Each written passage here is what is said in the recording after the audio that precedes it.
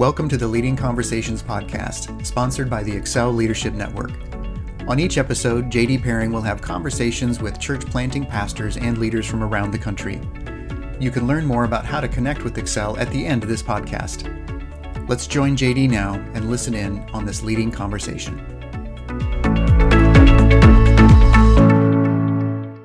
Well, welcome to another edition of the Leading Conversations podcast from Excel Leadership Network. And today we are thrilled to have with us the great Brad Little, all the way from the Twin Cities. Thanks for being here, Brad. Well, thank you for the invite. It's fun to join you. What's the temperature where you are right now? Well, we started off at 0 degrees. I think we may get to, well, I don't think we're going to get above single digits. So it's, but there's no wind. So the sun's out and it's not bad, at least for a Canadian and Minnesota weather. So what do you do when it's single digits? You don't do much outside?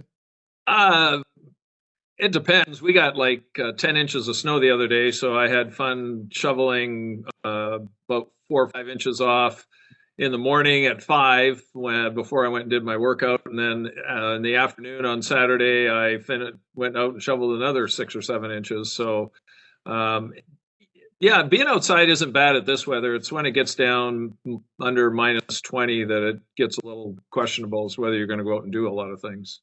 So it's nice and warm being in single digits. Well, you mentioned Canada, being a Canadian. Tell us your story. Tell us where you grew up and how you came to Jesus. Well, I grew up in Calgary, Alberta. I have 2 brothers. I'm the oldest. And I had, I think, the typical firstborn syndrome of wanting to please my parents. It was pretty severe in some respects. We grew up in a little neighborhood called Westgate in Calgary on the suburbs. There was a couple of ladies across the street, actually one lady and then her sister was running backyard Bible clubs. And oh, wow. They invited the kids of the neighborhood, and we had lots of them, over to their place I think it was once a week during the summer, and they would run these backyard Bible clubs in the basement and have some fun activities outside. And it was the old memory boards and other kinds of things and cloth images, and it was ancient in some respects. But they were, as far as coming to Christ, they were talking about John announcing that Jesus was the Lamb of God that took away the sin of the world, and basically said that, if you want to get to heaven and be with God for the rest of your life, you need to receive Christ into your life. And for me, I went, okay, that makes sense.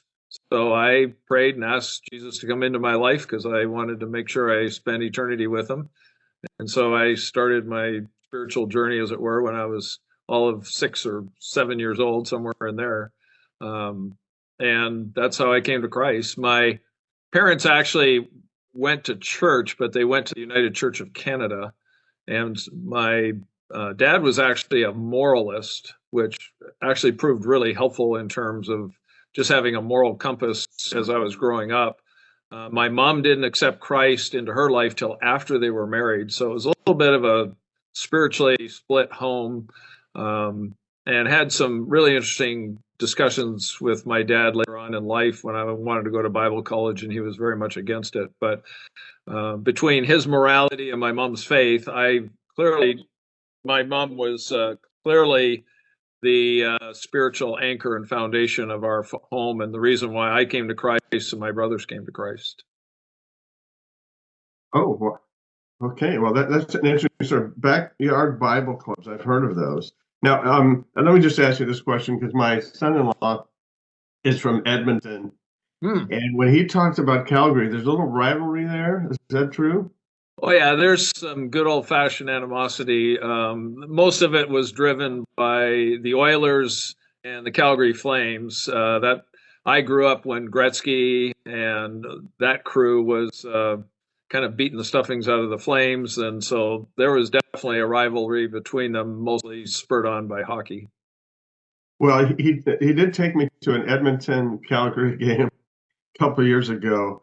That was basically a fight waiting to happen, and it broke out, and it was in Edmonton, and the Edmonton people, there was this little blonde girl sitting next to me, and she stood up and she is cussing and swearing and just yelling, and she looks at me and goes, "This is Edmonton. This is all we have." And then she went right back into it. Yeah, I don't know too many other things that fueled it. It definitely was hockey, and there was no love lost between Edmonton and Calgary, even though we're, what, 3.5 hours apart. It was quite the conflict. And so that was our pivot point, is cheering for the Flames and hoping they could beat Gretzky and Messier and all those guys that were, won their fair share of Stanley Cups. So, yeah. So you were in Alberta and you went to Bible college. Where was that? Actually, I went to Briarcrest Bible College. It's at Caronport, Saskatchewan. And so it was out on the flattest plains you'll find on the planet, I think. In fact, the longest stretch of straight highway is between Saskatchewan and Alberta heading out there. It's like 35 miles or more, just straight arrow travel. I got a Bachelor of Religious Education there in 4 years, and that was kind of my foundation. It was kind of the beginning of my journey to get into pastoral ministry, but there's a lot of other components to it. But I do know Briarcrest because as a California lead pastor, I made the mistake of hiring a youth pastor who had gone to Briarcrest. And that was before it just connected with me that wherever the youth pastor went to college, that's where he's going to steer kids. Yeah. So people from our church, boy, they commuted up there. That's in the kind of in the middle of nowhere, right? Yeah, it's probably the closest big city is Moose Jaw, which probably nobody knows where that is, but that's probably what, an hour or two south of Saskatoon, which again, Regina and Saskatoon are kind of the big cities there. But yeah, it really is. It used to be an old Air Force Base training center, and they ended up buying that from them and converting the whole thing into a Bible college. Okay, so you went on the outskirts of Moose Jaw. How did you connect with ministry then? You said it was at the beginning. Was it Bible college? Well, there's a lot of factors to it. After I accepted Christ, we still went to the same church. I started going to a Southern Baptist youth group because the church we were at didn't have one, and we had some friends that were connected to this lady across the street that went there. But I was extremely insecure, I would say really broken self-image when I was a young teenager, and I was very introverted, and I really didn't think I'd amount to anything, to be honest. I could tell you some pretty extreme stories that I was so insecure.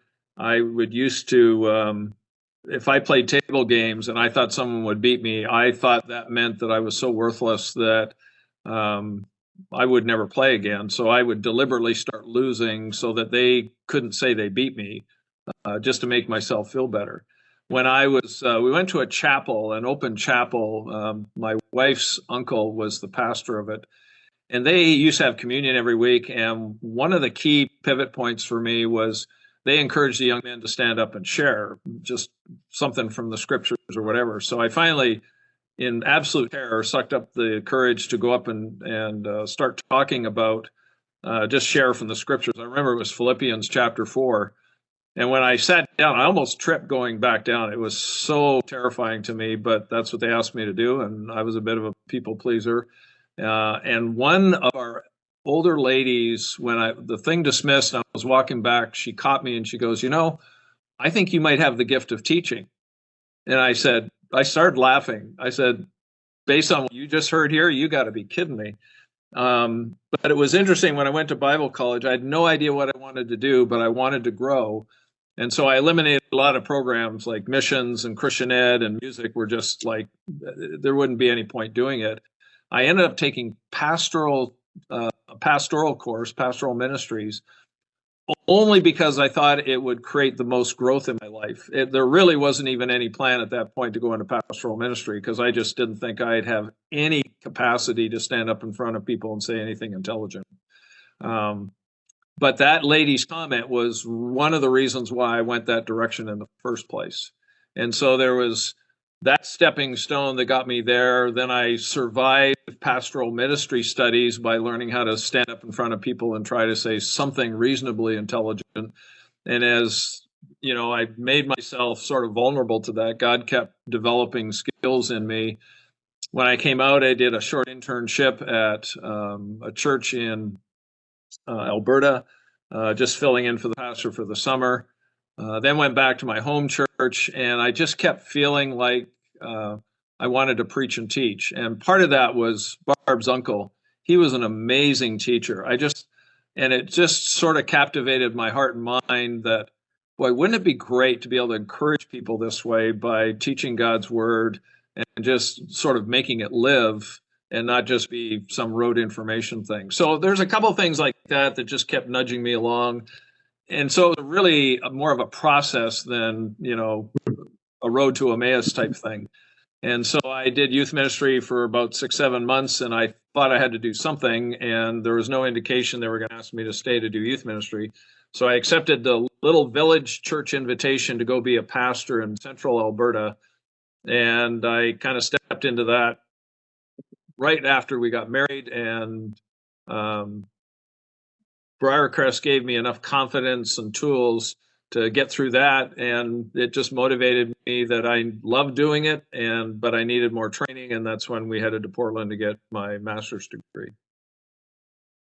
Well, that's a great story to hear. It was a process because not everybody has that, knocked off your donkey type of experience. So thanks for sharing that. Yeah. So you went to Western Seminary in Portland? Is that where you went? Or yeah, I went there, and that's a bit of a story too. But it was I did a double master's there, and just really felt like I had to hone my skills if I was going to be responsible going into pastoral ministry. And then graduated from there. Then I plugged into a ministry called TNET, which was Training Network for Disciple Making Churches. Bob Gillum and Bill Hull are the ones that kind of originated that with the Evangelical Free Church. And Dallas was offering doctoral credit, DMin credit, for churches that were going through it. So I connected with them and ended up doing my doctorate at Dallas. Okay. And where did you go from Dallas? Well, I was, that's like, at least education-wise, that's all that I've gotten other than seminars and other conferences. But, I mean, ministry-wise, that was a remote? Now, you still on for classes? Is that right? Yeah, I was in Portland at the time, and I had finished my program, obviously. I traveled down there a couple of times, but they gave me like almost a year's credit for going through TNET and taking my church. Oh, okay. So I think it was 3 trips down there and then completed that and then finished that in about 2006, something like that. There was one final course on discipleship that a pastor out of Oklahoma was held, and I could have graduated a year earlier, but he wasn't offering it, and I really wanted that because I just had a heart for discipleship. And so I think it was 2006 that I went down there and finished off my program. So I was still in Portland. Were you pastoring in Portland? What's that? Were you pastoring in Portland? Yeah, when we went down there, I did youth ministries, plugged into a conservative Baptist church. So I was taking 16 to 18 hours at Western. I was also putting 10 to 12 hours in at their youth ministry for the church. And then my wife was a caregiver for a grandmother whose family went to that church. So it helped offset some of the tuition and stuff. But yeah, I was doing youth ministry and I was taking full-time classes. And then after my 4 years there, the senior pastor of the church left, and they asked me if I would stay and do the senior pastor when that happened. So we stayed grounded in Portland for almost 20 years total. I did 4 years of youth ministry, then 16 years of lead pastor ministry. It's interesting to hear somebody say down there, referring to Portland, being from California. It's up there. Right. So how did you get to Minnesota? Well, the church that I was at, we had tried to develop some things that would help us to become more missional. We, in fact, even partnered with a big mega church in Washington State that was just across the river, as it were, and had them come in to try to start some more missional mindset outreach stuff on Saturday night. They had very alternative motives. That only lasted about 4 weeks, and then they abandoned us and went somewhere else. But the reason I did it is because it was a very traditional church. I was really trying to infuse a greater heart for mission. And it became fairly obvious after a while that I don't know if I could classify all the elders this way, but certainly one elder, his dad helped plant the church, and he was very, very committed to tradition, protecting the things that his dad had started.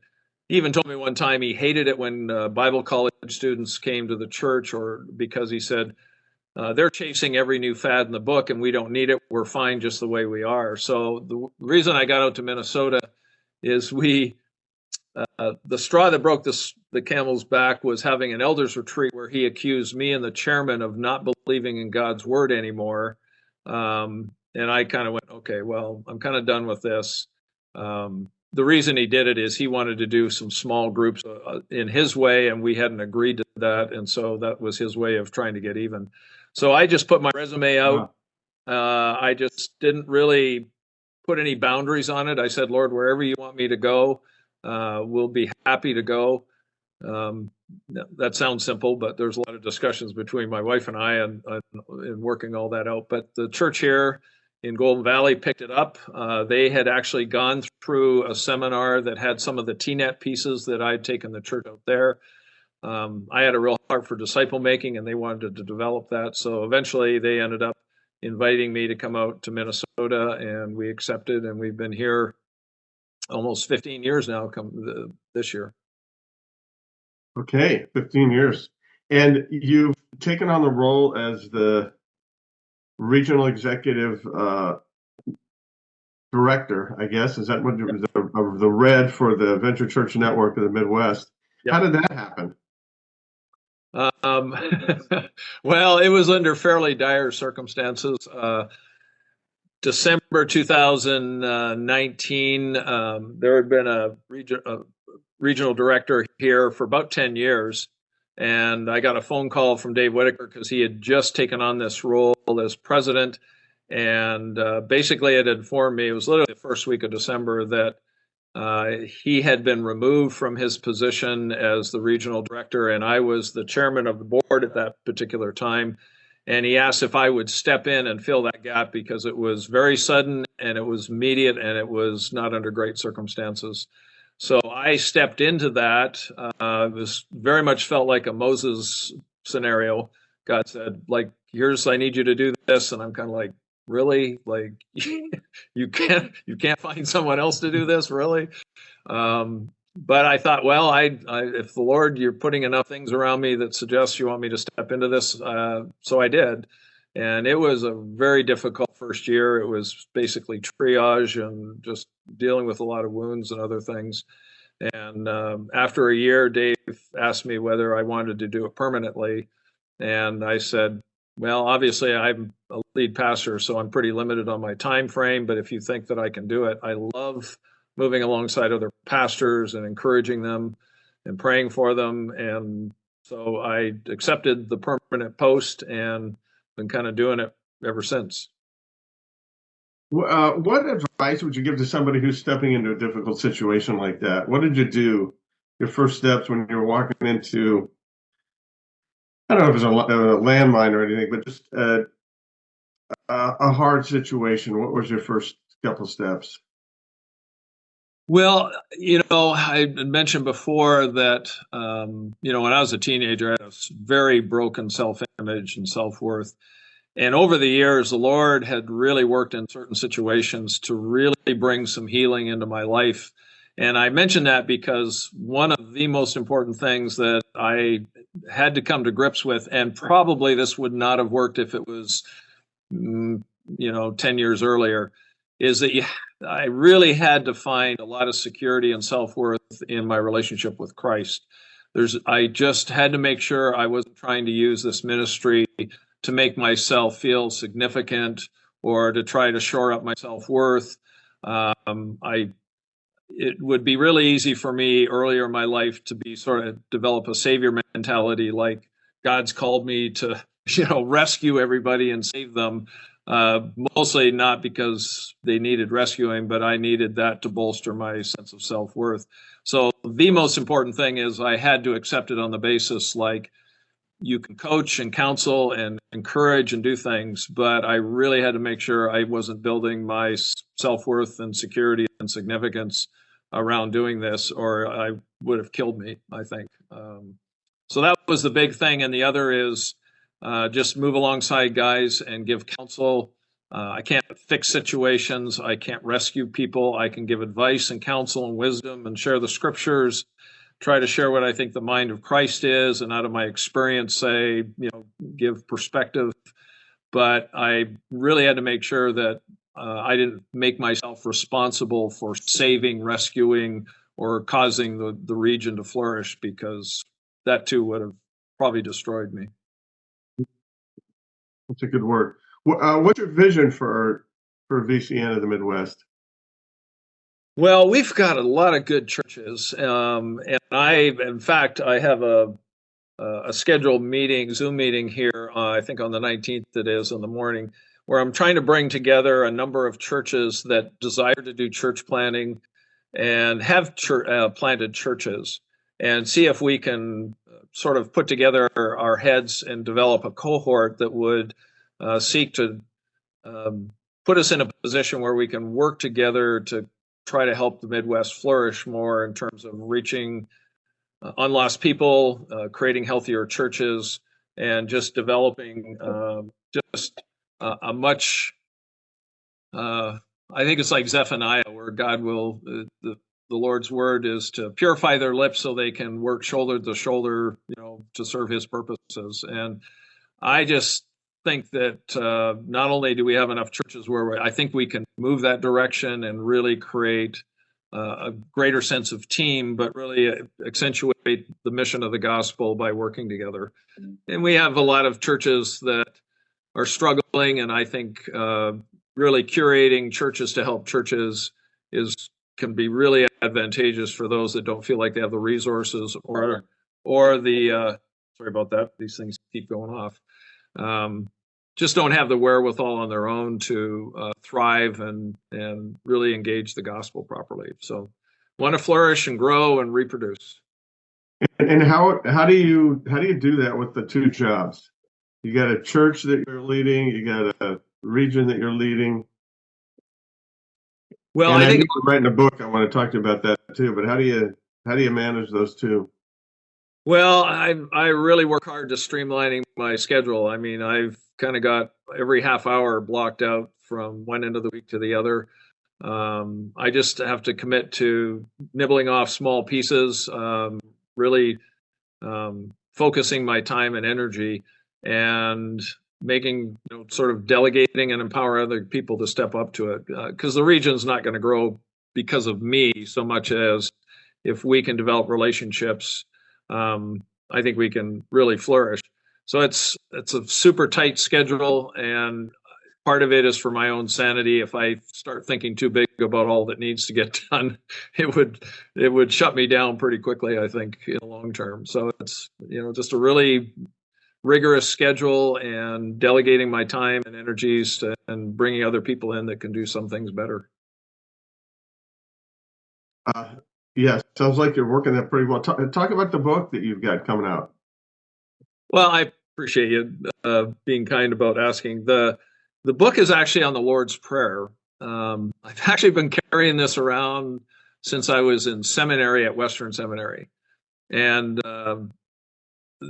one of the great impetuses, my idea on the Lord's Prayer is twofold. The negative side of it is that I feel like it's become more like a religious affectation. It's pretty familiar in a lot of churches, but most of the ones that I know, it's kind of a ritual that they repeat on a regular basis as part of their service, which in some sense is fine. Some of the more eloquent debates of the Lord's Prayer have been around, are we supposed to pray this thing exactly verbatim, or is it just a model for us? And I just felt like it's always been like, this has got to be way more significant than the way we treat it. And you might remember Haddon Robinson, who wrote a Oh, number yeah. and he came out to Western to do a lectureship, and happened during that time to come in one of our classes in homiletics. And during that time, he made a offside comment and simply said, I've been looking at the Lord's Prayer, and he started connecting things exactly the same way that I was thinking. And I went, because part of my problem is this whole idea of the Lord's Prayer and what you want to do is not in any commentaries. No one's talking about it. No one seems to be broaching it in the way that I want to talk about. But the fact that he actually connected the dots exactly the way I did, went, okay, maybe I'm not insane. Maybe I'm not just making stuff up. And that has been one of the biggest impetuses of me pursuing this. So it's a 35-year-old project that I have finally going to get to put print. And some of the, when something's too new, you got to worry, because if it's too new, you're probably making things up. But I've preached and taught it here. And the biggest reason I'm publishing is because I've had some believers that I respect a lot basically respond and say, man, I've looked at the Lord's Prayer my whole life and I've never seen any of this stuff. And it just was so invigorating to them. They encouraged me that I had to publish this. So it's, and some of my beta readers were pastors. And I even got Randy Roberts from Western Seminary to give me an endorsement, and he was very kind about it. So I think this could just really encourage people, especially those who've kind of deconstructed their faith or been very disillusioned by the church. I think this prayer really brings alignment back to what does Jesus say our relationship with him ought to be. And I think it is, I look at it like a spiritual DNA blueprint that if you want to live a God-honoring life, it can help you avoid all the key relational pitfalls and spiritual landmines in life and live a God-honoring life. Incredible. If you have the same thoughts of Haddon Robinson, then you're brilliant. I tell you, he was had a major impact in my life. So that is wonderful. So when's it coming out? You built it up. I want to go get it. Where do I get it? Well, technically, I'm being told that because of some delays we've had actually on the book cover has been the biggest snag in the whole journey, but it's technically supposed to come out June the 4th. They have given me the impression it may come out in May if we can just get a couple more things together. So probably May or June is when it'll actually hit the market and get published. And I'm super encouraged about it. I realize it's kind of my thing, but I just really pray. I think it could really help energize and bring hope and healing to a lot of spiritual lives of people who've been disappointed and discouraged by a lot of stuff going on. So that's kind of the ballpark right now. Okay, well, let me know. I want to get the word out, and I definitely want to look at it. Tell me what forgive us our sins as we forgive those who trespass against us means. Well, let me give you a quick snapshot. I believe this prayer was so important to Jesus that he didn't want us inventing our own ideas about it. So my basic premise is that the rest of chapter 6 and 7 is Jesus' own personal commentary on the prayer to highlight the critical values and priorities of what it meant and how we should live. So that particular section is one of my favorites. And I'll summarize it this way. I believe chapter 7, 1 through 6 talks about the dangers of unforgiveness. This is Matthew 7. Yeah. So the whole idea of forgive us our debts as we forgive our debtors, I think Jesus does two things. He talks about first about the dangers of unforgiveness, and then in chapter 7 through 11 and 12, he talks about the cost of forgiveness. And one of my favorite things is trying to unpack verse 6. Don't throw what is holy to the dogs and don't throw your pearls before swine. Every commentary on the planet, it's probably the biggest anomaly in the scriptures. I believe the only way you can truly understand that verse is in light of the Lord's Prayer. And for me, I've had nothing but eye-opening encouragement from people to go, oh, that makes perfect sense. But so that whole thing, I believe Jesus says, here's the dangers of an unforgiving spirit, because that's the flip side of what the responsibility is. And then he talks about here's the real cost, but also the benefit of the forgiveness. So I've entitled that chapter, Forgiveness is a Superpower, and how to set yourself free from others through grace. And so it's the two of the chapters that are probably my most favorite ones, because I think Jesus gives insight on how dangerous unforgiveness is and how powerful forgiveness can be in a person's life. Yeah, that's amazing. I love that superpower. That makes sense. I feel like the whole forgiving others piece is something that we just kind of scroll over and move on. Where there's some pretty clear warnings. Hey, give us a leadership tip. It can be from the book, or it can be something else. You've been doing this for a while. God's been using you. Give us a leadership tip. Well, one of the things that came out of COVID was a lot of ideological conflict and with people and churches, and some churches literally divided over it. My leadership tip that came out of there that I feel like the Lord gave me is this little phrase that I feel like has proven pretty faithful in my own ministry of development. And it's simply, and I have to explain part of it, but demonstration without discussion leads to division. And what I've found is people were demonstrating certain things about wearing masks and not wearing masks. But I asked them, I said, well, I don't understand why you're doing this. Tell me what you're doing.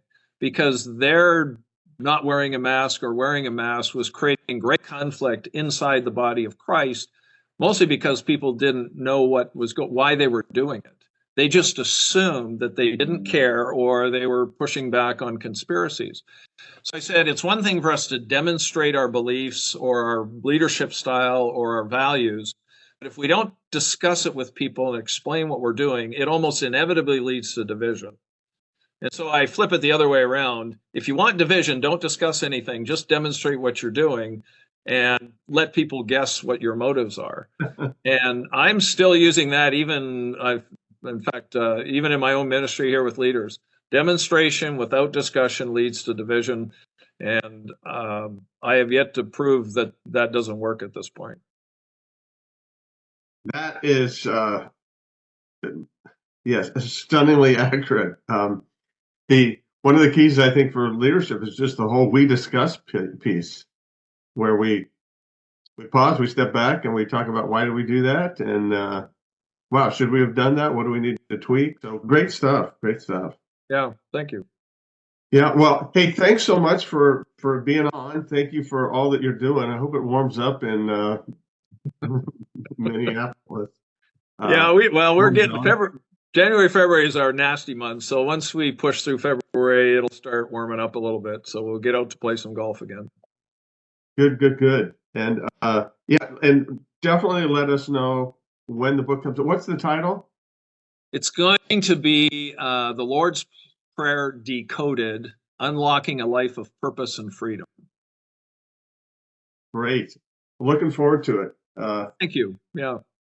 We'll all run out to Amazon and buy it so that they make a lot of money off you. Well, if I could recoup my costs, that would be fun. But I get it. It's a tough slug. All right. Well, thank you so much, Brad. You're more than welcome. Thanks for having me. I appreciate it. Thanks for joining the Leading Conversations podcast. We hope that you found it both helpful and encouraging. At Excel Leadership Network, our focus is on the church planter rather than the church. If you'd like to find out more about us, visit our webpage at excelnetwork.org. Don't forget to subscribe to this podcast so you don't miss any future episodes. See you next time with another Leading Conversation.